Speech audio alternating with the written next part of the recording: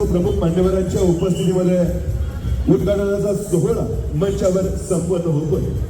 थोर महापुरुषांच्या प्रतिमेला अभिवादन करून त्यांचे आशीर्वाद घेऊन या सोहळ्याचा शुभारंभ आपल्या सर्वांसमक्ष सातारच्या या ऐतिहासिक गांधी मैदानावर संपन्न होतोय।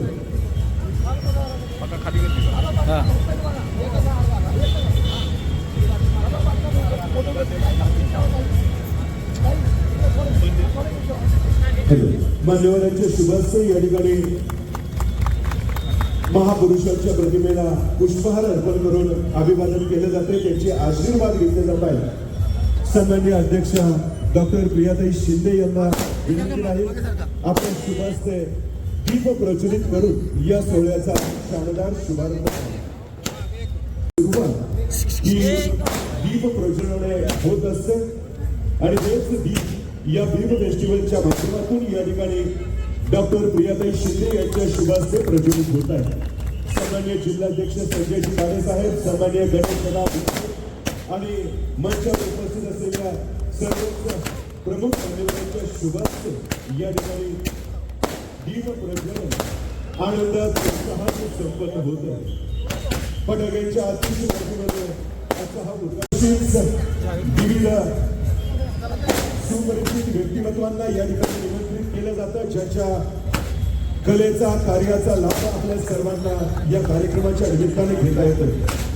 या ठिकाणी डॉक्टर प्रियाताई शिंदे यांच्या शुभास्ते दीप प्रज्वलित केला जातोय। माजी नगरसेवक अमरजी गायकवाड सर, सन्माननीय या ठिकाणी उद्घाटनाचा सोहळा आकांक्षा पूर्तीकडे आपल्या या भीम फेस्टिवलची वाटचाल सदोदित आणि अखंडित चालू राहू देत अशा स्नेह सदिच्छा शुभेच्छा या उद्घाटन सोहळ्याच्या निमित्ताने संजयजी काळे साहेब, सन्माननीय गणेश कॅमेऱ्यामध्ये टिकण्यासाठी प्रयत्नशील आहेत।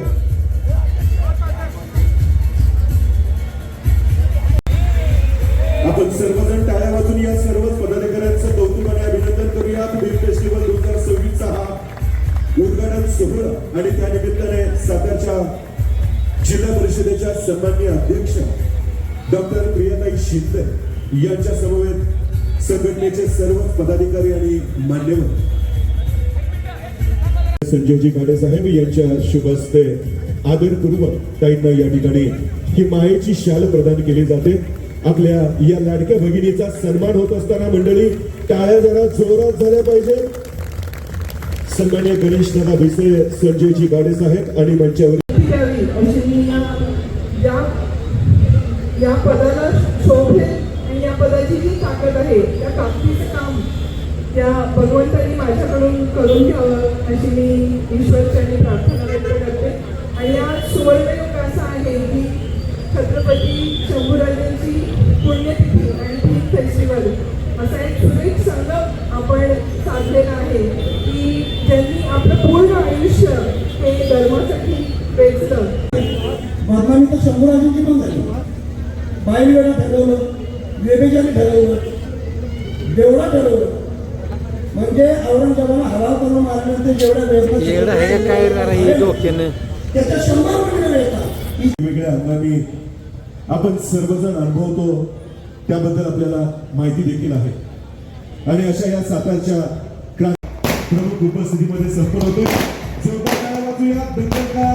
होतोय आपल्या सर्वांसमोर लावणी सादर करण्यासाठी मी जोरदार टाळ्यांच्या गजरामध्ये नगराध्यक्ष भीम फेस्टिवलच्या निमित्तानं आपल्या सर्वांसमक्ष या ठिकाणी सन्मानित होत आहेत। टाळ्यांचा गजर करूया। नगराध्यक्ष या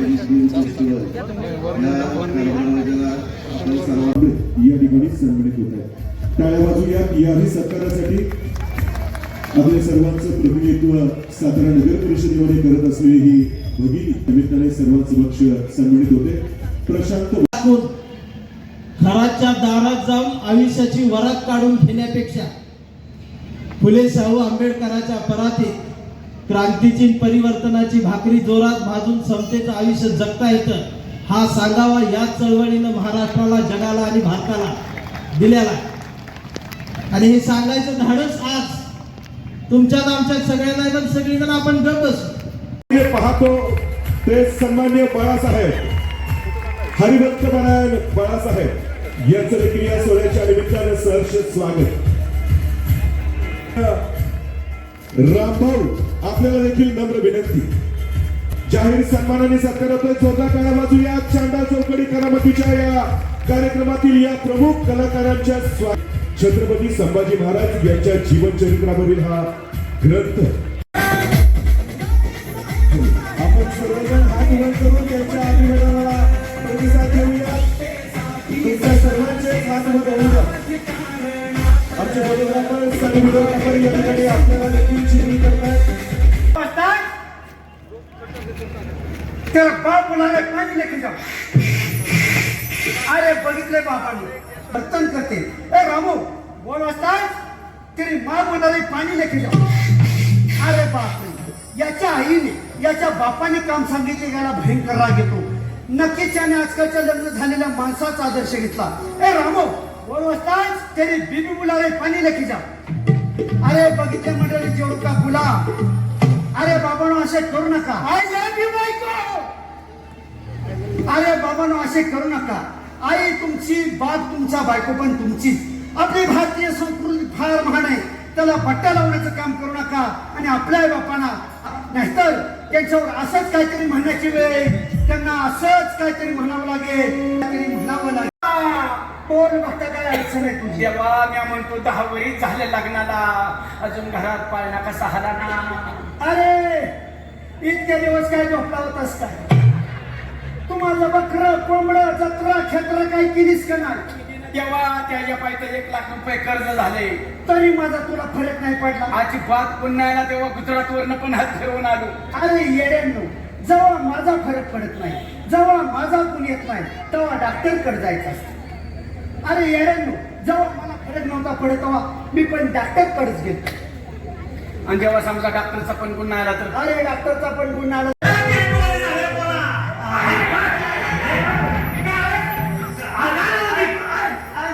सॉरी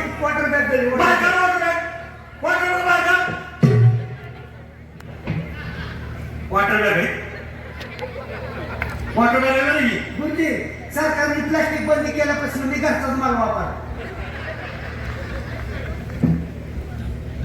गुरुजी शाळा पुढे घ्यायची नो आज जरा का असो. कुठे जायचं अजून पुढे जाशील? रामभाऊ कोण आले बघ. गुरुजी मग हे एवढी की मला बघाय हो का देख नाही पण माझं झालं. जिप्सी लावणार सांगते वे